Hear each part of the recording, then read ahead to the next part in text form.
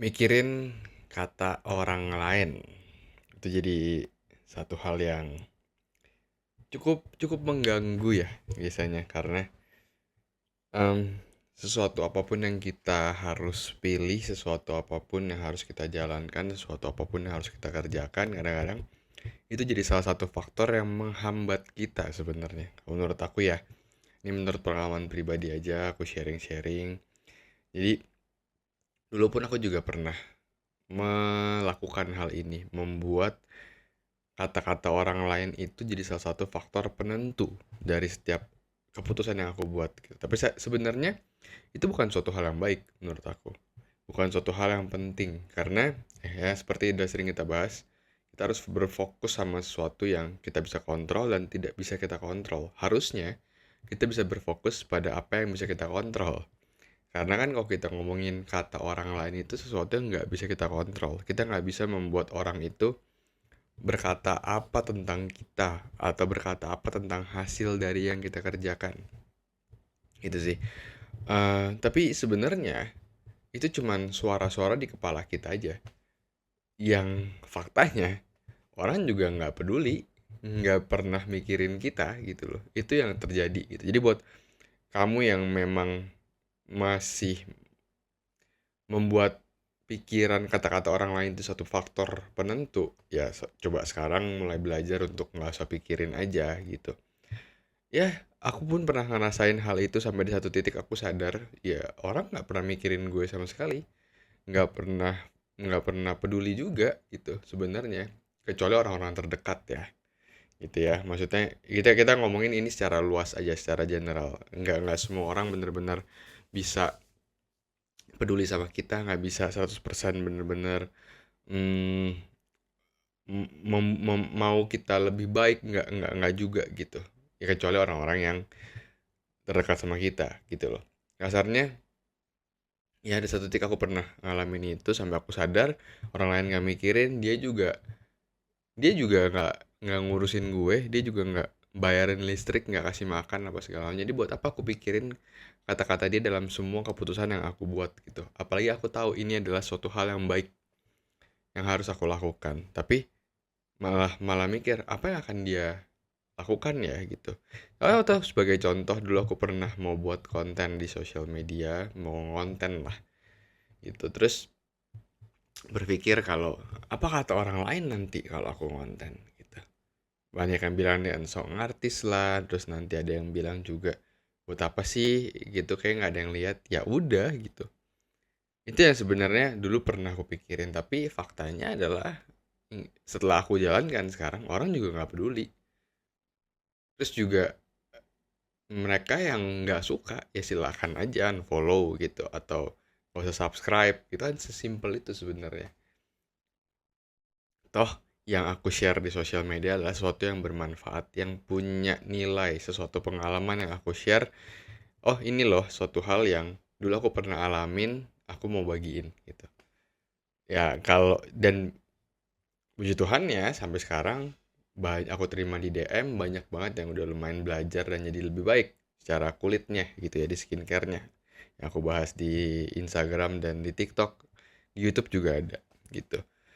Ya, itu sih memang manusia kadang-kadang lemahnya adalah kita berusaha mencari validasi.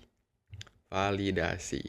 Kita ingin banget merasa lebih penting, merasa banget mau banget kita ngerasa ini penting kan buat lo harus eh, lo harus bilang ini tuh oke kan gitu kan. Harus divalidasi gitu, padahal sebenarnya enggak gitu loh. Itu yang kadang membuat kita tuh hilang. Hilang tuh dalam arti adalah yang membuat kita tuh hilang dari keputusan-keputusan yang harus kita buat sendiri gitu loh. Yakinlah sama diri sendiri gitu sebenarnya. Ah, kalau kamu punya pikiran yang baik, punya maksud yang baik, udah percaya aja. Karena orang lain itu akan punya 1.001 kata-kata, komentar yang mau mereka ucapkan gitu loh. Sesimpel itu aku pernah lihat, kalau pernah tahu ya, dulu pernah ada meme Jadi ada empat. Jadi ada satu pasang ibu-ibu, apa, bapak sama ibu sama keledai gitu. Nah, di satu titik yang cerita pertama adalah ibunya lagi naik keledainya, terus bapaknya lagi narik gitu. Terus orang-orang komentar kayak, ih, bapaknya dodol banget kok nggak naik ke keledainya gitu. Terus ada yang satu foto lagi, keledainya dinaikin sama bapak sama ibunya. Terus orang ngomong, ih, jahat banget, keledai dinaikin apa nggak berat gitu. Terus ada satu komen apa foto lagi, cerita yang sama, ibunya yang narik, bapaknya yang naik ke atasnya. Terus ada orang komentar kayak, idih, kok jahat banget, ibunya malah narik, bapaknya malah duduk di atas gitu. Ada satu lagi yang dua-duanya narik, nggak ada yang duduk di keledainya. Terus pada banyak yang bilang kayak, orang-orang pada bilang kalau, ih, bego banget, nggak dinaikin keledainya gitu. Jadi menurut aku semua orang akan punya komentar mereka masing-masing gitu loh. Itu yang sebenarnya kita nggak usah tenggelam di sana. Itu yang harusnya kita nggak usah pikirin di sana. Gitu sebenarnya sih. Ya, jangan sampai kita hilang dalam dalam pikiran orang lain. Buat apa? Itu bukan hal yang menurut aku bermanfaat gitu loh.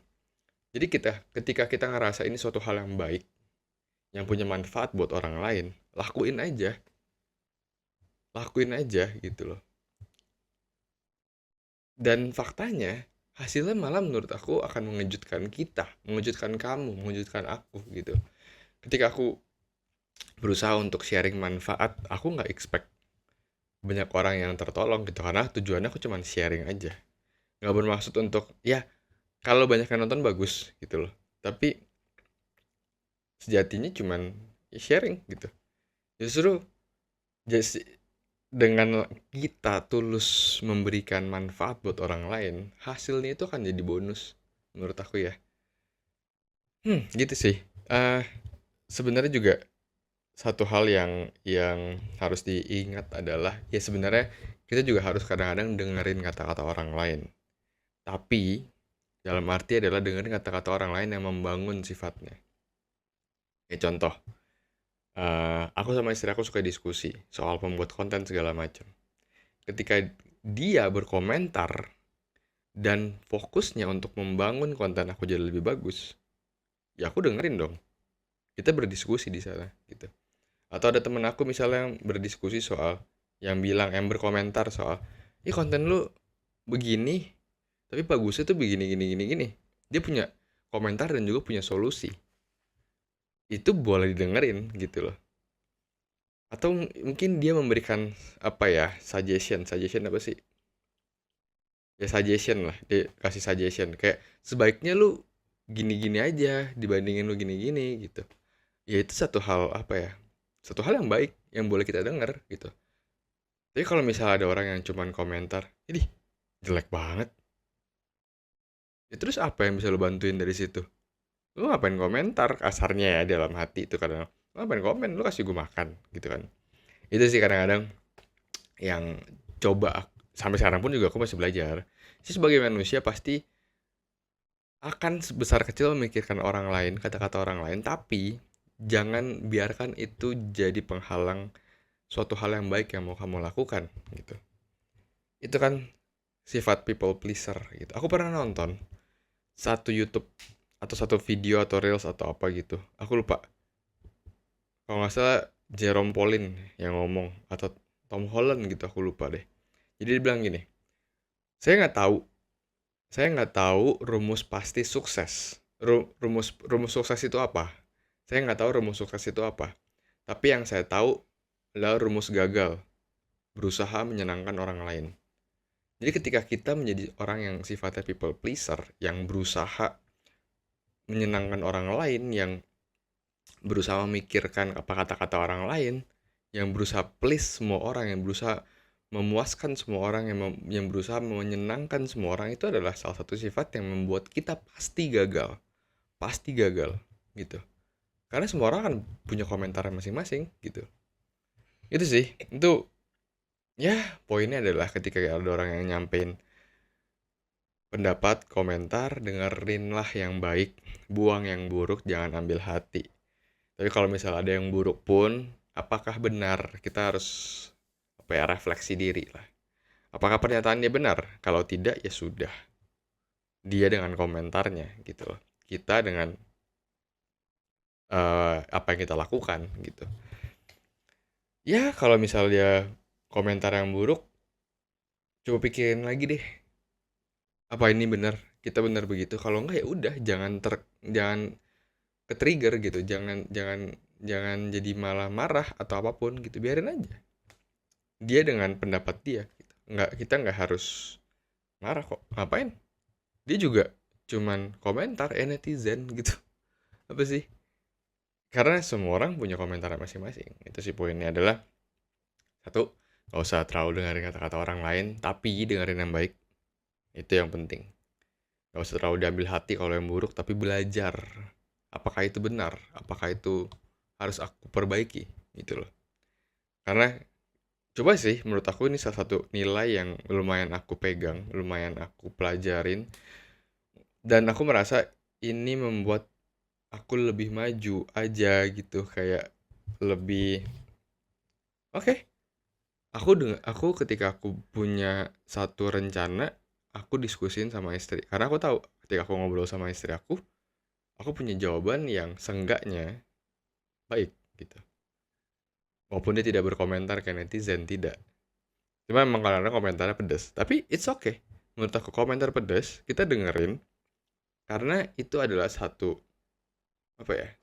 bahan untuk belajar gitu loh.